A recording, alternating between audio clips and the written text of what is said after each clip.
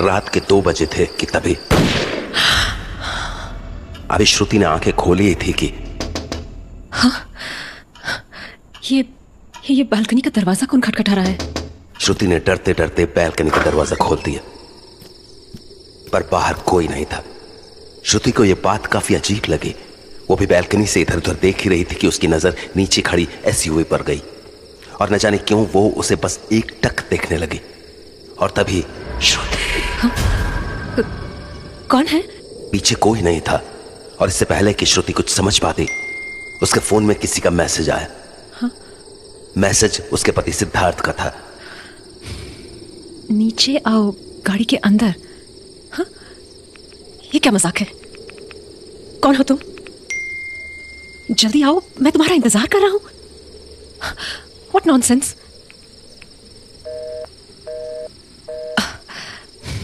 जब उस नंबर पर कॉल लगाने पर ठीक से आवाज नहीं आई तो श्रुति बिना कुछ सोचे समझे नीचे खड़ी एसयूवी के पास पहुंच गई, पर वहां कोई भी नहीं था। श्रुति अभी गाड़ी के सामने खड़ी होकर अंदर देख ही रही थी कि तभी उसे गाड़ी के शीशे में किसी आदमी का चेहरा दिखा। सिद्धार्थ? श्रुति पलटी तो उसके सामने उसका पति नहीं बल्कि घर का केयरटेकर खड़ा था। मेम साहब, आप यहाँ क्या कर रही हैं? वो भी इतनी रात को कहीं जा रही हैं क्या? अब नहीं, वो मुझे लगा कोई है। यहाँ कौन आएगा मेम साहब? वो भी इतनी रात को? हम तो कब से राउंड मार रहे हैं, हमको तो नहीं दिखा कोई। नहीं, वो एक्चुअली कोई था नहीं, बस मुझे लगा कि कोई है। मेम साहब, आप यहाँ पे सांप को ढूंढ रही थी क्या? क्या? अब ऐसा क्यों बोला आपने? क्योंकि आप पीछे पलटी तो आपने सांप का नाम लिया। मेम साहब, हाँ? आपको अपने आप को संभालना होगा, काहे कि ऐसे तो आपका मन कभी शांत नहीं रह पाएगा। साहब ने जिस तरह से गाड़ी में अपनी जान ली, उसका सदमा बर्दाश्त करना आसान नहीं है, हम जानते हैं, पर आपको संभालना होगा अपने आप को। मेम साहब, हाँ? जाइए घर में आराम कीजिए, बहुत रात हो गई है।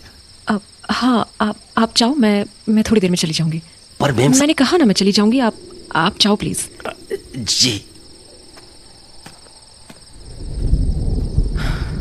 अजीब है, अगर यहाँ कोई है ही नहीं तो मुझे वो मैसेजेस किसने भेजे थे? चेक करती हूँ, क्या पता कोई और भी टेक्स्ट आया हो। हाँ, अरे ये मैसेजेस कहाँ गए? और ये कॉल डिटेल्स भी गायब है। पर मैंने तो कॉल लगाया था, तो फिर। श्रुति अभी अपना फोन चेक ही कर रही थी कि उसे अचानक कुछ याद आया और वो गाड़ी के अंदर जाकर बैठ गई। अंदर घुसते ही उसने गाड़ी का कंपार्टमेंट खोला जिसमें उसके पति का फोन रखा था, लेकिन उसके साथ वहां वो बंदूक भी रखी थी जिससे उसके पति ने अपनी जान ली थी। श्रुति बंदूक पर ध्यान न देके सिद्धार्थ के फोन में उसके मैसेज चेक करने लगी। हाँ, इसमें भी कुछ नहीं है, पर कैसे? सारे मैसेजेस कहाँ चले गए? कॉल लॉग्स चेक करती हूँ। हाँ, यहाँ भी कोई कॉल नहीं है। What the hell? क्या हो क्या रहा है ये? जब सिद्धार्थ के फोन में भी श्रुति को कोई मैसेज नहीं मिले तो वो उसके फोन में बस यूं ही पुराने फोटोज चेक करने लगी। हाँ, ये कब की फोटो है? और ये टॉप कब खरीदा था मैंने? याद भी नहीं है। अब और ये जगह कौन सी है? लाइब्रेरी जैसी लग रही है। मैं लाइब्रेरी कब गई थी? हाँ, ये तो मेरी घड़ी है ही नहीं। हाँ, अरे ये तो मैं हूं ही नहीं। कौन है ये? और इसके इतने सारे फोटोज क्या कर रहे हैं सिद्धार्थ के फोन पर? श्रुति अभी उस लड़की के फोटो चेक ही कर रही थी कि उसे एक और झटका लगा। हाँ, अब ये कौन है? और इसकी भी इतनी सारी फोटोज। ये सिद्धार्थ कर क्या रहा था? हाँ, ये लड़की इसी लाइब्रेरी में काम करती है क्या? इसकी सारी फोटोज यहीं की हैं। देख के तो रिसेप्शनिस्ट लग रही है। क्या नाम है लाइब्रेरी का? हाँ, सिटी सेंट्रल लाइब्रेरी। ये सिद्धार्थ लाइब्रेरी में क्या करने जाता था? जाके मिलना होगा इस लड़की से। तो उसके बाद श्रुति ने फोन को कंपार्टमेंट में रखा और गाड़ी से बाहर निकलने लगी। हाँ, अरे ये दरवाजा क्यों नहीं खुल रहा है? हाँ, लॉक कैसे हो गया ये? वो भी श्रुति। हाँ, सिद्धार्थ। मेम साहब, आप अरे क्या हुआ? आप घबराई हुई काहे हैं? आप वो मेरा दरवाजा अंदर से लॉक हो गया था। लॉक हो गया था अपने आप ही? हाँ। अजीब बात है। चलिए, हो सकता है कुछ गड़बड़ हुआ होगा। हम कल मैकेनिक को दिखा लाएंगे। बहुत रात हो गया है मेम साहब, जाइए आराम कीजिए आप। कब तक ऐसे ही बाहर रहेंगे? तो उसके बाद श्रुति घर के अंदर लौट आई और अगली शाम को उस लड़की से मिलने सिटी सेंट्रल लाइब्रेरी पहुंच गई। हाय। Oh, hi. I'm sorry, but it's closing time now. अब मुझे बुक्स नहीं चाहिए, बस कुछ सवाल पूछने हैं तुमसे। सवाल? सिद्धार्थ शर्मा को जानती हो तुम? हाँ? I'm sorry. आप कौन? मैं उनकी पत्नी हूँ, श्रुति शर्मा। अब मैम बोलने की ज़रूरत नहीं है, कस्टमर नहीं हूँ मैं तुम्हारी। अब बताओ, जानती हो उसे? देखिए, मैं उन्हें जानती तो हूँ, पर उतना भी अच्छे से नहीं। अच्छा, ये फोटोज देखना ज़रा, तुम ही हो ना ये? अब हाँ। फिर कैसे कह रही हो कि अच्छे से नहीं जानती हो? अब देखिए, आप जैसा सोच रही हैं वैसा बिल्कुल नहीं है। इनफैक्ट मैं तो उनसे मिली तक नहीं हूँ 1 महीने से। हाँ, वेल, मिल भी नहीं पाओगी अब। ही इज डेड। गोली मार ली उसने खुद को। What? यप। खैर, पॉइंट वो नहीं है, मुझे ये जानना है कि तुम लोगों के बीच क्या चल रहा था। सो रही थी तुम उसके साथ? What? No, of course not. फिर क्या? कुछ भी नहीं, हमारे बीच कुछ भी नहीं था। हाँ, हम लोग आपस में कभी कभार फन वे में फ्लर्ट कर लेते थे, पर वैसा कुछ सीरियस नहीं था। अच्छा, रेगुलरली मिलते थे तुम लोग लाइब्रेरी में? नहीं, बस जब जब वो बुक्स लेने आते थे तभी मिलते थे। In fact I can even tell you, उन्होंने लास्ट कौन सी बुक इशू कराई थी। इंटरेस्टेड। मुझे ये बताओ कि तुम लोग यहीं मिलते थे या फिर बाहर भी? बोलो। हम बस एक बार बाहर मिले थे, वो मुझे अपने घर लेकर गए थे तो। What? तुम घर आई थी मेरे? अभी तो तुमने कहा तुम दोनों के बीच कुछ भी सीरियस नहीं था। कमाल है। बताओ फिर, क्या किया तुमने मेरे घर पे? कुछ भी नहीं, हमने थोड़ी बातें की और 1-2 ड्रिंक शेयर की, एंड मुझे उनके साथ टाइम स्पेंड करके अच्छा लगा तो आई किस्ड हिम। उन्होंने भी किस किया मुझे, पर फिर चीजें अजीब हो गईं। What do you mean अजीब? मतलब हम किस तो कर रहे थे, पर फिर पता नहीं क्यों वो मेरा गला दबाने लगे। What? हाँ, शुरू में तो मैंने कुछ नहीं कहा, पर जब मुझे काफी दर्द होने लगा तो मैंने उन्हें रोक दिया, लेकिन फिर वो बहुत अपसेट से हो गए। मुझे लगा मेरे ना कहने के कारण वो ऐसे बिहेव कर रहे हैं, बिकॉज मे बी उन्हें ये सब करना ऐसे रफ स्टाइल में पसंद था। No, not possible। 14 साल से जानती थी उसको मैं, वो वैसा नहीं था। खैर, आगे बताओ, फिर क्या किया उसने? कुछ भी नहीं, वो बहुत देर तक सर झुकाकर एक ही बात बोले जा रहे थे, कुछ काम नहीं कर रहा है, कुछ नहीं, आई कांट स्टॉप इट। क्या काम नहीं कर रहा? और किसे रोकने की बात कर रहा था वो? पता नहीं, उन्होंने उसके बाद ज्यादा बातें नहीं की और मुझे घर ड्रॉप कर दिया। घर ड्रॉप करते हुए जब मैंने उनसे दोबारा सॉरी कहा तो उन्होंने बोला गलती मेरी नहीं उनकी थी, और अब उन्हें समझ आ गया था कि उन्हें क्या करना है। He said he needs to end it now. मुझे उस वक्त तो उनकी बात समझ नहीं आई, पर अब लग रहा है शायद वो उस दिन बहुत गिल्टी फील कर रहे थे because he was cheating on you, और मे बी इसीलिए उन्होंने अपनी जान ले ली। उसे चीट करना होता तो सो चुका होता तुम्हारे साथ। बात कुछ और है। अब पर क्या? और वो ऐसे खुद की जान क्यों लेंगे? वही तो पता लगाना है। एनीवे, तुम्हें लाइब्रेरी बंद करनी है, राइट? हाँ। बंद करो और चलो मेरे साथ। कहाँ? मेरे घर। हाँ?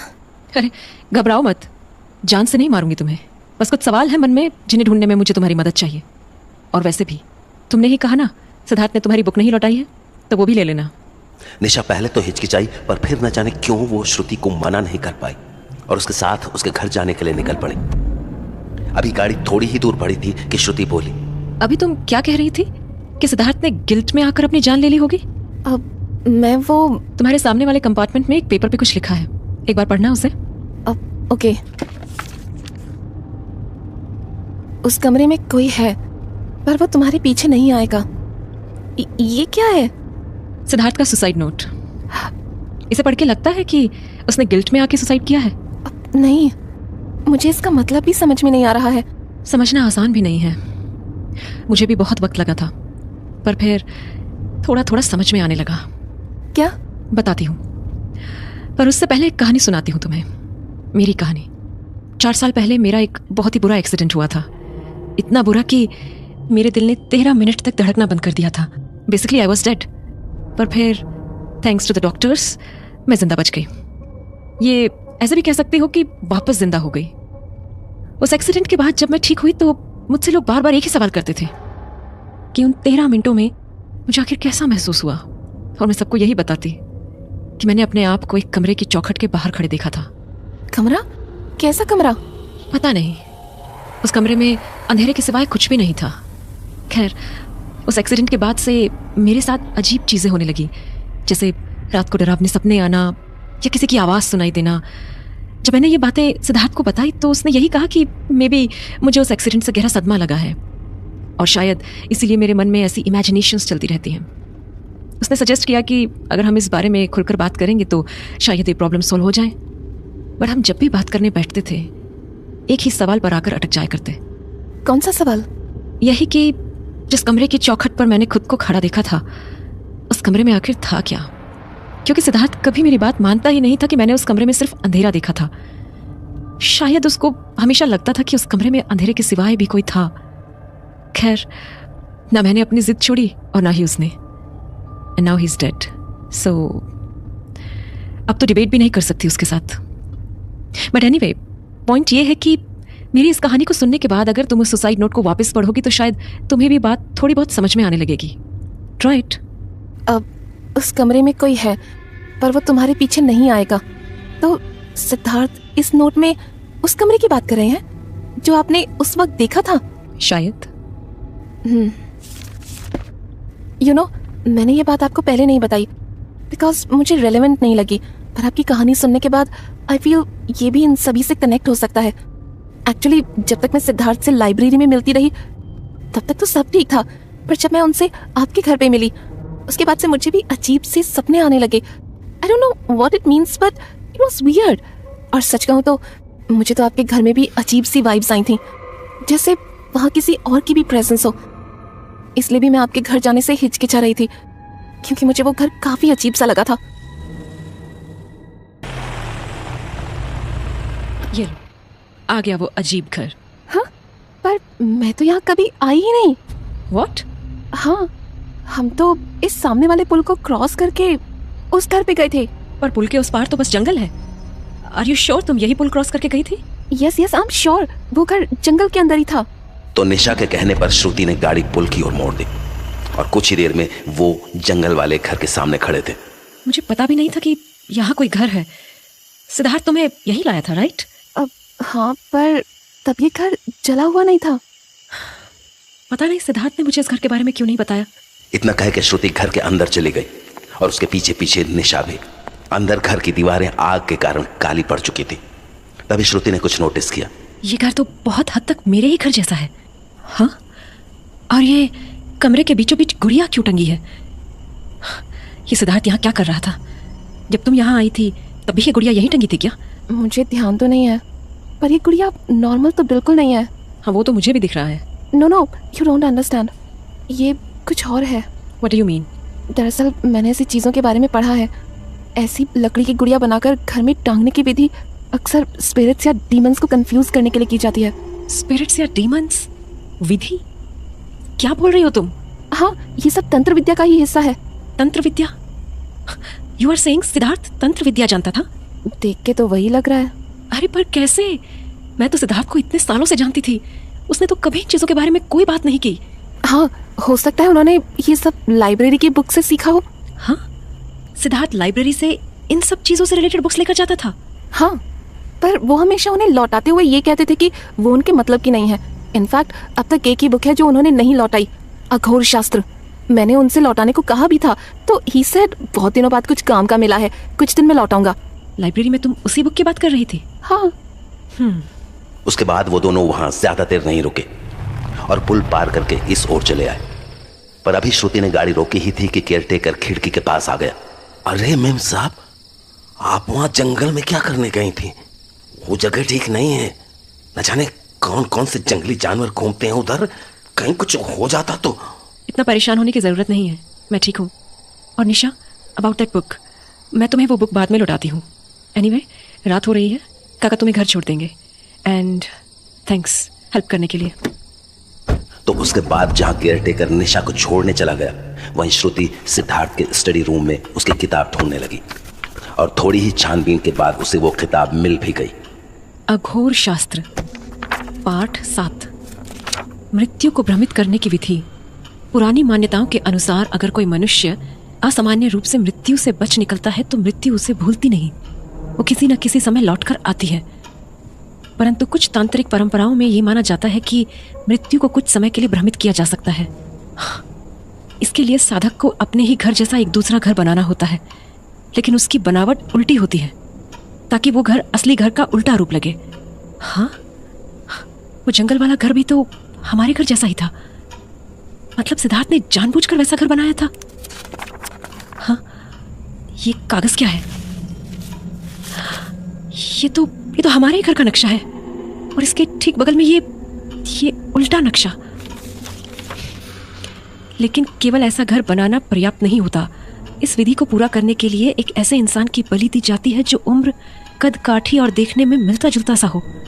बलि के बाद शरीर को वहीं दफनाया जाता है और उस स्थल के ठीक ऊपर एक लकड़ी की लाल गुड़िया टांग दी जाती है ताकि मृत्यु भ्रमित होकर उस दूसरे इंसान को अपने साथ ले जाए।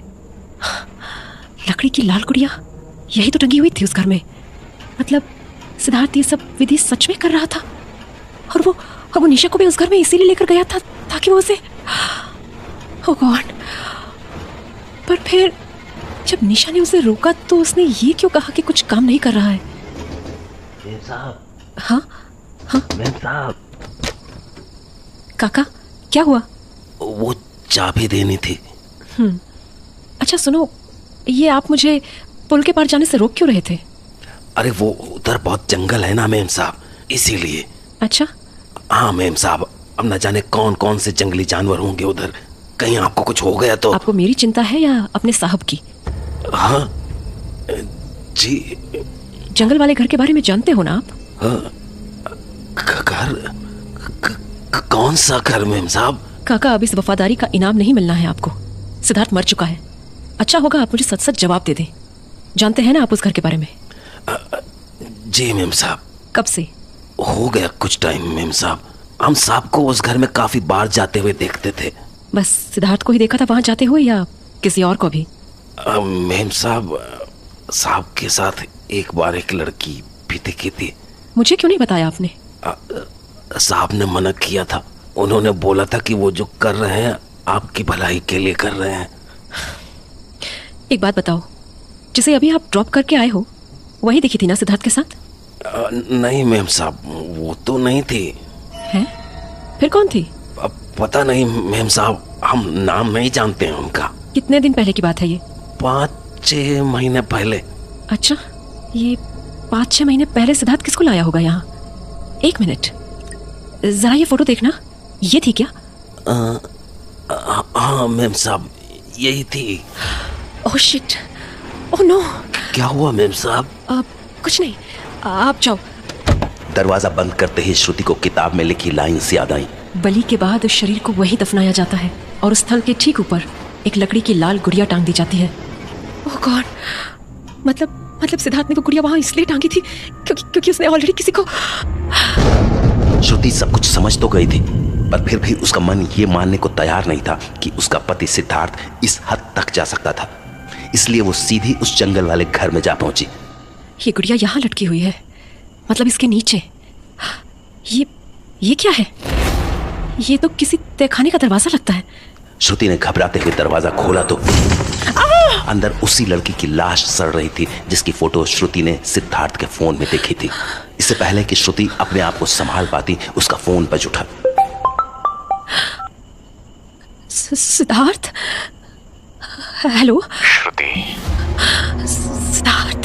सिद्धार्थ, ये सब क्या कर दिया तुमने? मुझे बचाने के लिए तुमने इतना बड़ा कदम उठा लिया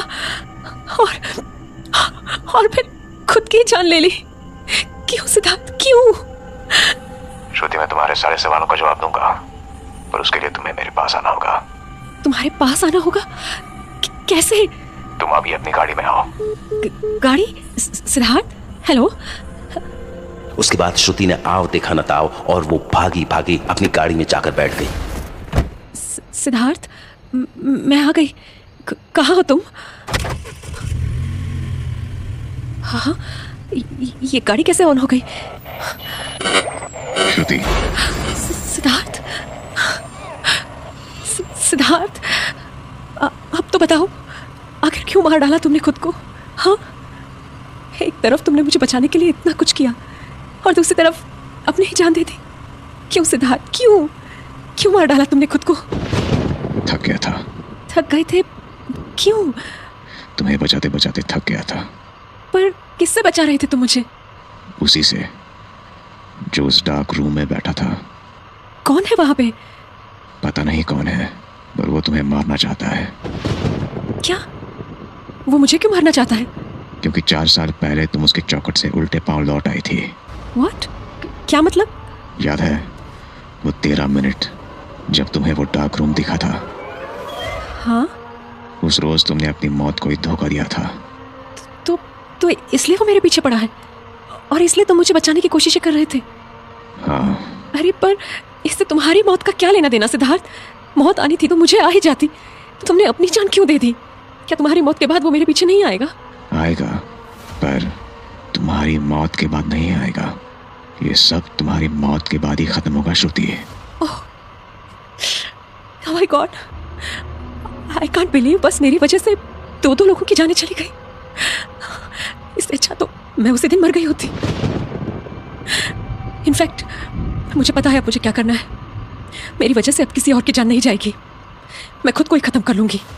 इतना कहते ही श्रुति ने कंपार्टमेंट से बंदूक निकाली और अपने सर पर तान ली।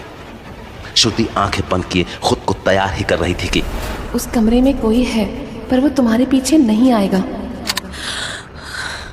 उस कमरे में कोई है, पर वो तुम्हारे पीछे नहीं आएगा। पर सिद्धार्थ ने तो लिखा था कि उस कमरे में जो भी है वो मेरे पीछे नहीं आएगा। फिर तुमने ऐसा क्यों कहा कि ये सब बस मेरी मौत से खत्म होगा? नहीं, तुम सिद्धार्थ नहीं हो।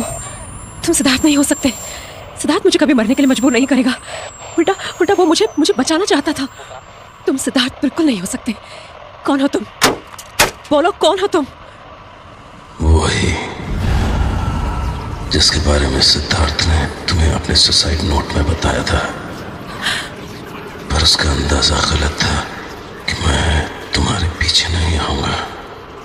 आखिर हर इंसान की आखिरी मंजिल मौत ही होती है श्रुति। पर कुछ लोग ये बात जानने के बाद भी मौत को धोखा देने की कोशिश करते हैं और उसका अंजाम मासूम लोगों को भुगतना पड़ता है। अपने पति सिद्धार्थ को ही ले लो।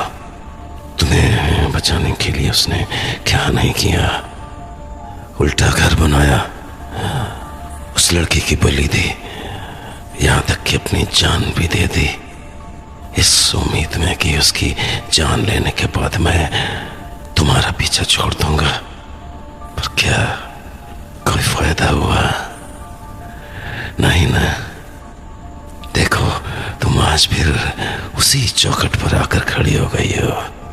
यही मौका है श्रुति अपनी गलती सुधारने का। वो गलती जो तुमने 4 साल पहले की थी, अपनी मौत को ठुकरा कर जीने की गलती। अगर तुम उस रोज मौत से दूर नहीं गई होती तो आज तुम्हारा पति जिंदा होता। सोचो श्रुति, सोचो, क्या तुम्हें नहीं लगता कि अपनी गलती की सजा बस तुम्हें भुगतनी चाहिए थी?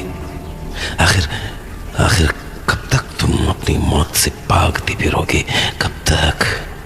आज नहीं तो कल मौत होनी ही है। तो क्यों ना खुद को आज ही अपने आने वाले दुखों से मुक्त कर दो। क्यों ना आज ही मौत को अपनी किस्मत मान लो। अपने आप को खत्म कर दो। खत्म कर दो अपने आप को। खत्म कर दो। खत्म कर दो। नहीं, मौत भले ही इंसान की आखिरी मंजिल होती होगी, लेकिन वो किसी की किस्मत नहीं हो सकती। आज सिद्धार्थ जिंदा नहीं है तो ये उसकी किस्मत नहीं थी, बल्कि उसका डिसीजन था जो उसने मुझे बचाने के लिए लिया। जिस तरह सावित्री यम से अपने पति की जिंदगी के लिए लड़ गई थी, वैसे ही सिद्धार्थ भी मुझे बचाने के लिए तुमसे लड़ता रहा। उसने तो मेरी जान बचाने के लिए अपनी जिंदगी तक खत्म कर दी। उसके एफर्ट्स को मैं बर्बाद नहीं होने दूंगी, हारने नहीं दूंगी उसे। मैं जीऊंगी, तब तक जीऊंगी जब तक जीना लिखा होगा, लेकिन गिल्ट में रहकर अपनी जिंदगी को खुद से खत्म नहीं करूंगी। श्रुति के इतना कहते ही वो कमरा धुएं में कहीं गायब सा हो गया।